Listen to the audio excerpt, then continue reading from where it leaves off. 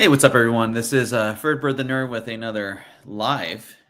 Doing this one live. I was going to record it, but kind of want to go over some things with what's going on with the new Nintendo Switch 2. I think a lot of people are just kind of curious.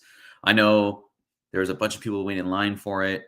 It's sold out in numerous parts of the country, but here in Washington, it is not. You can still find one at a Best Buy. Well, I don't know about Best Buy, but I definitely saw one at Target yesterday. And what's up, Cody? Yeah, just doing a quick little video game market report here and just kind of going through all the kind of crazy, I don't know, kind of crazy Switch stuff. And yeah, let's take a look. I am in line just to stop Brad from getting one. Oh, I love that. Let's see here.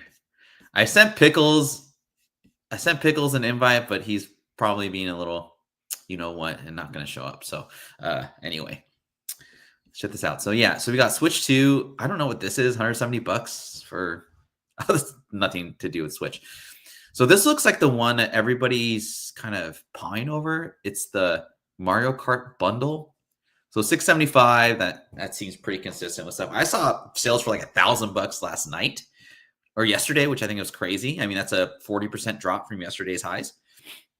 $619. I mean, this guy made like what, $50, and then has to deal with like not having it. I don't know, $670. So again, I mean, just varying on when you get it. It's just, to me, it's not really worth it.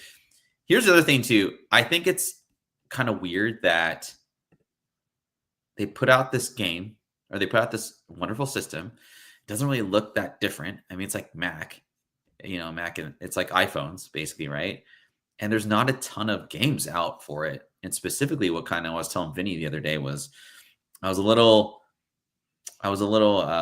just kind of off put because they didn't put a Zelda game to go along with it, and there's no announcements of a new Zelda game. And I mean, that's the reason you get the Switch, is because of Zelda, in my opinion. But I'm not getting it. I still got my Switch 1, I guess you call it now, and I'm really happy with it. And yeah, Pickles, where are you, dude? Yeah, come on and talk video games, you nerd. Anyway, I don't know. I'm not. No, I do know. I'm not gonna get the Switch. I don't. Let's see what Switch games are for sale. Switch 2 games. Like, I don't even know what the games are. That's not for the Switch 2. I know this because the new Switch, it's like a red kind of deal on the top. Okay, see, it's like, this is what it looks like, right? The Switch 2 games. And they're reprinting the new Zelda, or the old Zelda, I guess you could say. And I guess they're going very Bobby Digital on this new system, which looks like that's kind of where everything's going anyway. But yeah, I mean, like, Mario Kart's the only game. Like, I don't really think it's worth it. I think if you're gonna buy anything, you get this right here. Hold on, where's that? Come on. Oh, here we go. I just saw it. Okay, if you get anything, get this. Get the exclusive GameCube controller. I think that's pretty tight. I'd go for that for sure. You're at work? God, you're such a bitch. I hate you. Anyway, all right, screw you, Pickles. We're gonna get into this market report. All right, I only got about like 8 games today, so it'll be a quick little live show. I do appreciate everyone coming through. Hit that like button for me, subscribe. If you're watching this on the rewind, thank you so much for your support. But I was just gonna do a recorded video, but everyone in the Discord said do it live, so I'm doing it live. And Pickles is a hoe because he's working, and so is Brad Selden. Just kidding. Love you, Brad. You are still the #1 Brad in the Discord. Southpaw Brad has been degraded to #2, if that. I don't even think she'd get a ranking, honestly, but I mean, whatever. Happy Friday, everybody. Just wanted to tell everybody happy Friday. All right, cool. So let's get into it. So like I said, I have about 8 video games to go through. First off, I have Tears of the Kingdom in a 9.9. This is, I don't know if it's worth a stab at, but like for $150 for a 9.9 grade for the 4 zeros. Now, I think this was overprinted a little bit. There is like the special edition, which I think is also a good get. You can get that for, I think we highlighted that in OTR years ago. And it's weird to think this game is like 2 or 3 years old now. I have heard that people prefer this game over the original Breath of the Wild, but I would say that for $150 for 9.9 put away for 3 years, I don't think it's a bad idea. There are a bunch of versions of this. Go with the 4 zeros. Don't get a 9.8. I think spend the extra money, spend the extra $50 and get a 9.9. Put it away, and hopefully triples or doubles in value at least. You could buy like the collector's version and get that graded. It's just huge. And but I think the play here is to not buy it and get it graded. I think the play is just to get it graded. And there's a lot of focus on the Nintendo Switch too.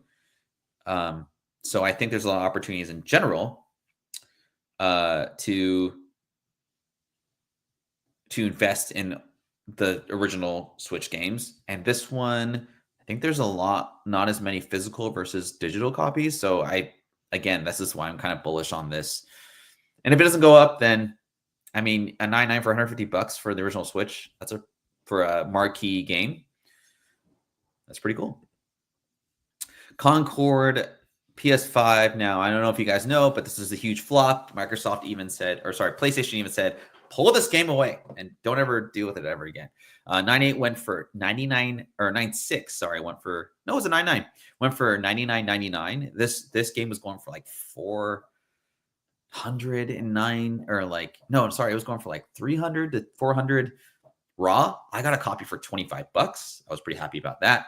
That was kind of my buy-in, but this is like one of those, should have never made it out. It's a horrible game, but the lore, the story about this game specifically, there's only like 40,000 copies out there that got out.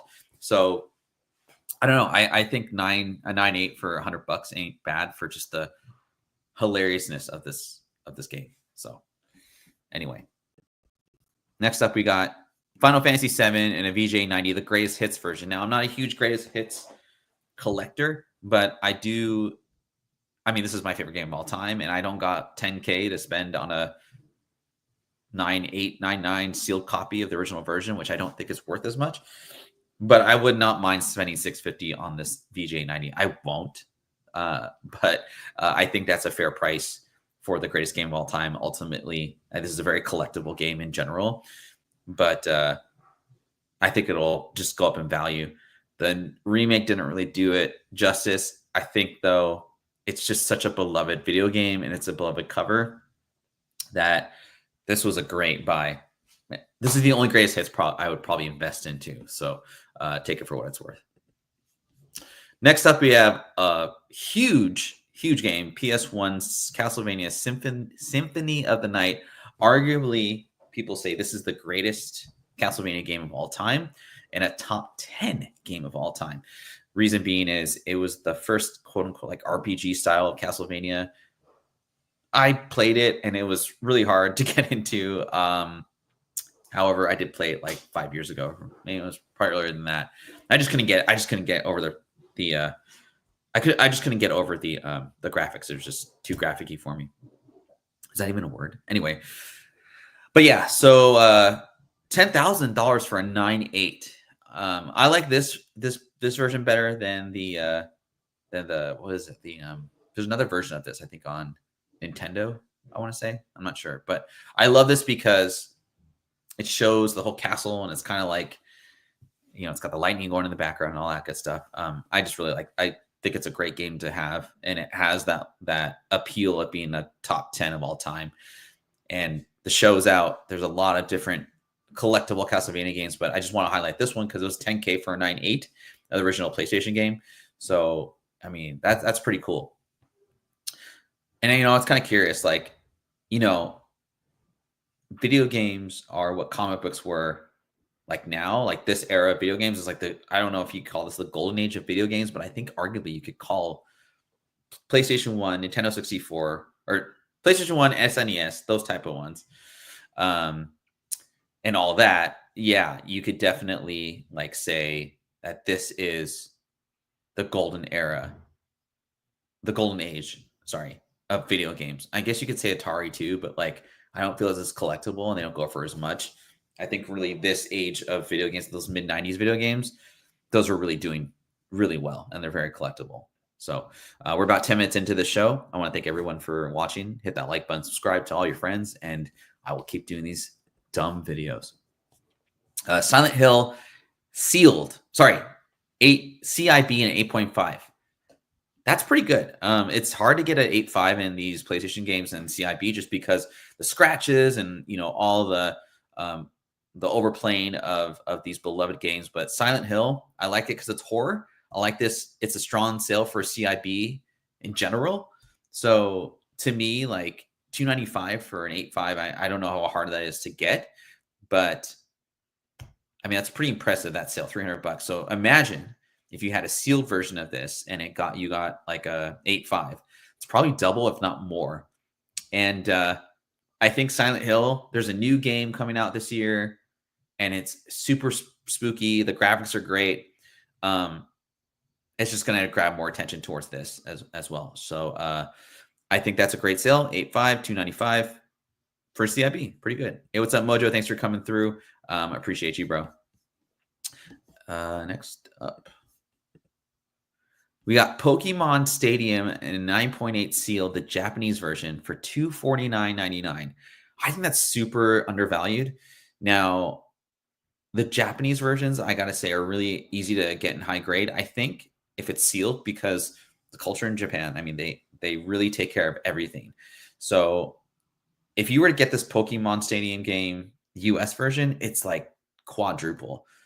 I think with this type of art and just kind of the shift of cultural ideas with like Japanese culture specifically, I think this is a better value. $250 for a sealed Japanese game. So imagine this game is coming from Japan, coming over here in a box, and it's selling for a quarter of the price of a American version. I think it's an easy win for me. I'd buy this all day in a 9.8. I'd probably try for the new WATA version seals, but or cases, sorry. But nonetheless, I think that's pretty cool.